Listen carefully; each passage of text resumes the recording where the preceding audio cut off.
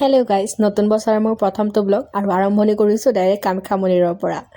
চ' বলক আপোনালোকৰ মোৰ লগত কামাখ্যা মন্দিৰ দৰ্শন কৰি ল'ব, যদিহে কোনো এতিয়ালৈ যোৱা নাই। গতিকে কামাখ্যা মন্দিৰৰ পৰা আপোনালোকক সকলোকে মোৰ ফালৰ পৰা নতুন বছৰৰ বহুত বহুত বহুত শুভকামনা। নতুন বছৰটো সকলোৰে শুভ হওক। আজি আমি জনা নাছিলোঁ কামাখ্যা মন্দিৰত যে এনেকুৱা পোহন বিয়া চলি আছে। গতিকে আমি তাতে গ'লোঁ, যাই চাওঁ যে বিয়া চলি আছে মাৰ। গতিকে বহুত ভাল সময়তে বাৰু আহি পালোঁ। আপোনালোকেও ভিডিঅ'ৰ যোগে চাই লওক।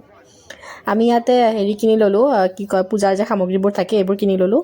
আৰু মূৰত এইবোৰ বান্ধে নহয়, এইটো বান্ধিলে কিবা এটা ভাইবৰ ভাল লাগে। গতিকে আমি চবেই বান্ধি ৰেডি হৈ গ'লোঁ। এতিয়া চাকি জ্বলাওঁ আৰু পূজা দিওঁ।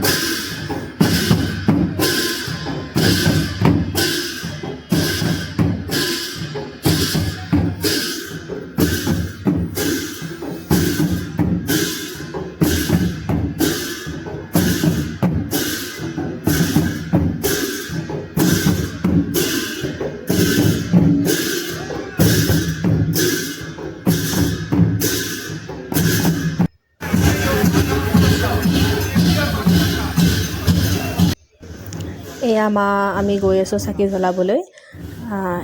এয়া চাকি জ্বলাই দিলোঁ। আপোনালোকেও ইয়াৰ পৰাই সেৱা কৰি ল'ব, যদিহে আহিব পৰা নাই কিবা কাৰণত। আৰু মন বেয়া কৰিব লগা নাই, মোৰ ভিডিঅ' যোগে সেৱা লৈ লওক। আপোনালোকে মোৰ ফেমিলিৰ দৰে। আজি বহুত ভিৰ আছিল বাপৰে। আৰু আমি ভিতৰ সোমোৱাটো দূৰৰ কথা, এনেদৰে বাহিৰৰ পৰাই সেৱা ল'ব লগা হ'ল। আৰু এইখন হৈছে মেইন দুৱাৰ, আপোনালোকে জানেই চাগে। আৰু মা সেৱা ল'ব গৈছে।